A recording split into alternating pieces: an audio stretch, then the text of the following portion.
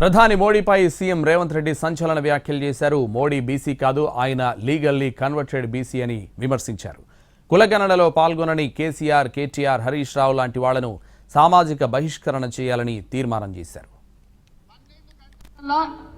ఒక్కటే ఒక్క రోజు చంద్రశేఖరరావు కాకి లెక్కలు చెట్ల మీద ఇస్తరాకులు పుట్టినట్లు లెక్కలు కట్టి ఇదే పెద్ద బైబిల్, ఇదే ఖురాను, ఇదే భగవద్గీత, ఈ లెక్కనే కరెక్ట్ అని కాకి లెక్కలు చూపించండి.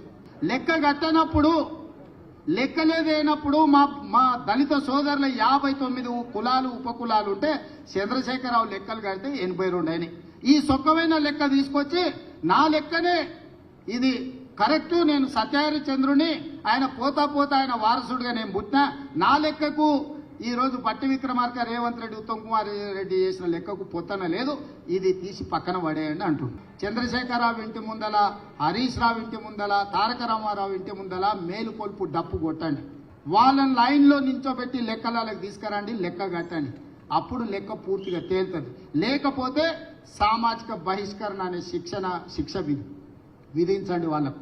ఇవాళ ఈ బలహీన వర్గాల ఈ జనాభా లెక్కలల్ల కేసీఆర్ కుటుంబం జన నమోదు చేయించుకోకపోతే సామాజిక బహిష్కరణ వాళ్లకు శిక్ష. మోడీ గారు నేను బీసీని అంటాడు. మోడీ గారు వాస్తవంగా బీసీ కాదయా, లీగల్లీ కన్వర్టెడ్ బీసీ.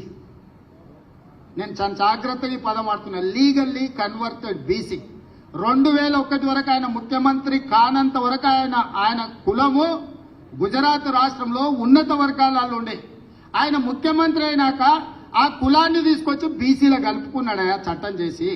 ఆయన పుట్టుకతో బీసీ కాదు, నరేంద్ర మోడీ గారు పుట్టుకతో బీసీ కాదు, పుట్టుకతో ఉన్నత కులము.